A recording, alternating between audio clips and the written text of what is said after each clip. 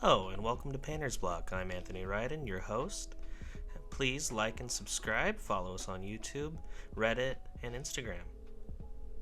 Today we'll be going over realistic bases. Fast, easy, cheap, and all of them can be done in about a minute.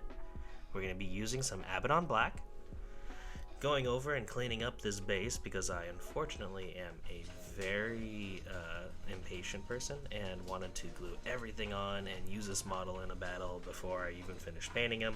So now I have to go in and do the base work with the model already painted, and I'm going to show you how I do that, which is a lot longer than a minute, but if you didn't have this base with the model on it, it would only take about a minute.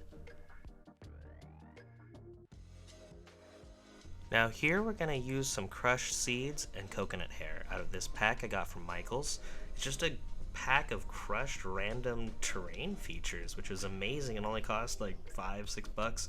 I highly recommend getting some of this from your local art store. They have a bunch of random ones, crushed random seeds, some tea leaves, all kinds of cool terrain.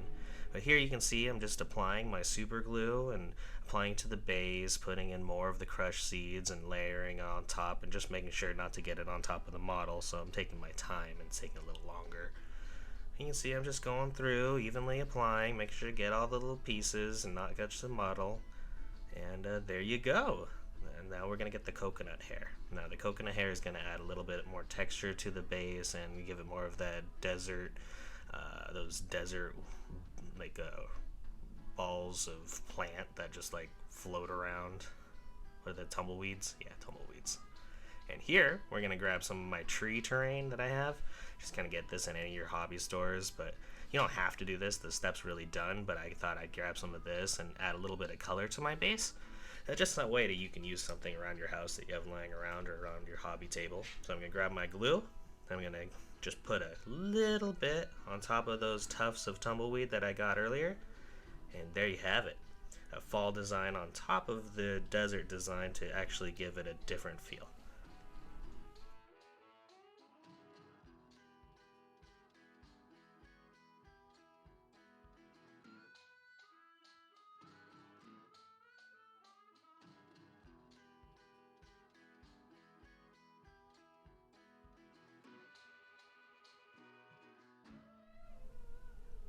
Now I want to show you another base design that we can do, and this is going to be the correct way to putting these features on your bases because you won't have the model on there. It's a lot easier.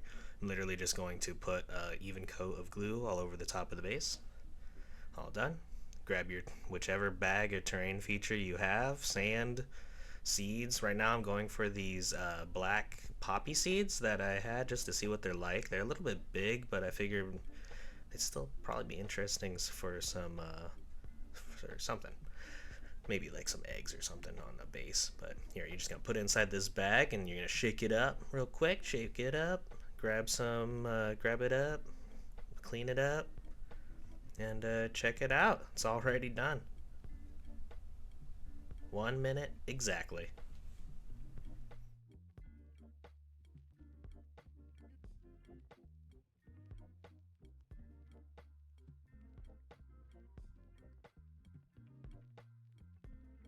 Now in this next base design, we're going to be taking a look at what I actually did on a lot of my Seraphon because I wanted something cheap. So I got some Clearstik foam glue. You can get this at Michael's as well. It's $5, $6.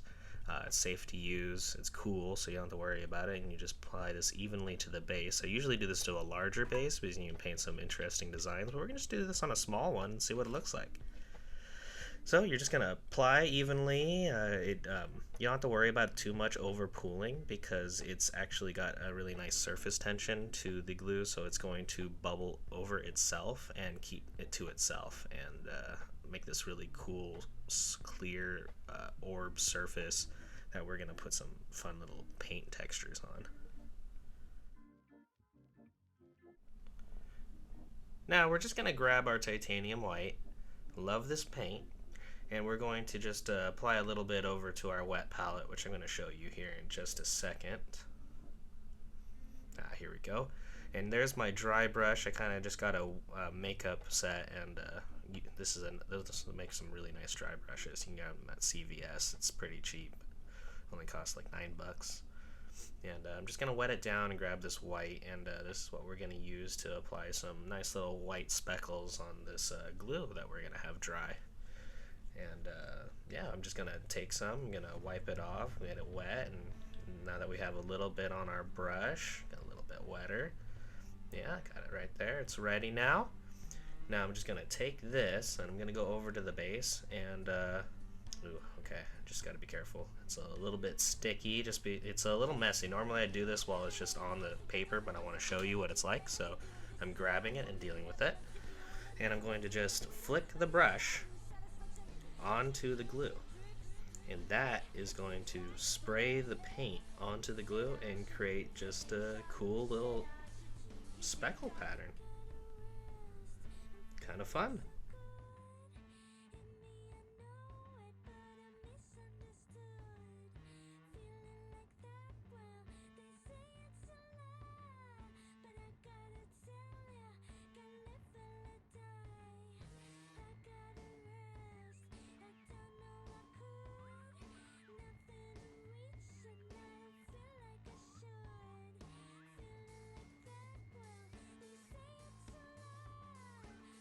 Now you can see the glue is starting to pool onto my thumb, so I'm going to try to get all this titanium white onto this as quick as I can and be done with this step.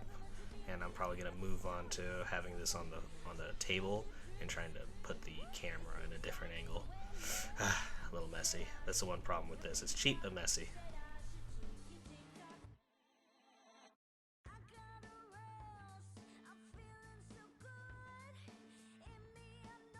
Now next I grab my technical Nihilakh Oxide. You can really use any type of light blue and water it down. I just had this and it was already kind of watered down. I thought it'd be easier. So I grabbed some of that, put on my dry brush, and did the same method. Got enough of it on there to flick onto the base, and I'm going to do the same thing. Nice. Alright, now I'm going to grab Sigvald Burgundy, and I'm just going to do the same thing. Put this all over the wet brush, or the dry brush. Turned it into a wet brush.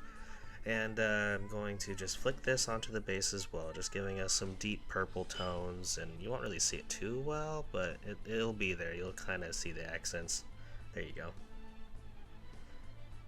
Yeah, it's looking pretty cool. Now we're going to grab some of our Baal Red contrast. We're just going to put this on our brush, again, nice and wet, enough to flick. Flick this onto the base again. And now we're going to get some fun red tones onto our base. Yep, just flicking it on there. Nice and easy. Now all this could go really fast. It's just taking a lot longer because I'm trying to show you through a footage. But if you got all the paint right in front of you, you just grab and go. You don't even have to clean up too much in between. There you go. That's looking pretty fun. Nice. Alright, I think we need like one more though. So let's grab some of our Bad Moon Yellow. And we're going to sprinkle this all over too. Have it. Our nice space base. Kind of fun. Looks better on a bigger base, but it's kind of fun still on a small base. Now, on the next project, we're going to use our Stegadon Scale Green. And we're going to just apply this evenly to the base. It's going to give us our even undertone. Now make sure to prime the base ahead of time. I did end up having to paint this a couple times, and then using what I had in the wet palette left over just to make it more interesting. You don't have to do that. I just did that myself, but you can honestly just leave the Stegadon blue. It didn't really matter. I just thought I'd experiment and show you what I did. Now I grabbed the water texture paste because I'm going to create a nice water texture for the base, but honestly it kind of turned out to look a little bit more like maybe like clouds or a skyline. Giving me some cool ideas for some dragons I have coming up in another video, where I'm going to put some fun sky bases under them, make them really look like they're flying high. So here I just grab my hair dryer and heat it up because it takes a while for this stuff to dry. And I goop it up heavier in certain areas than others because that will stay a little bit more opaque and you'll still see some of the whiteness overlapping the Stegadon green that we painted and the blues. And yeah, that's gonna leave us with this fun texture. Kind of cloudy. Maybe you can use this as a glacier or water or clouds. I just love it. It could be so many different things. It looks so nice. Really pretty. Thank you for spending your time with us on PaintersBlock. We will be here every other day with a new video to show you something new, fun, and easy to do to break that painter's block that you may be experiencing. We all go through it, and I know that sometimes just making something different helps. So making some bases, painting something different, learning a new technique, that is some great steps to break that painter's block. If we helped you learn anything new today, or if you liked the video in general, please like and subscribe, and join us on YouTube, Reddit, or Instagram. We'd love to get your feedback, input, and just have you join the community, because we love to learn and we love to teach. Anyways, have a great day, and we hope to see you again soon.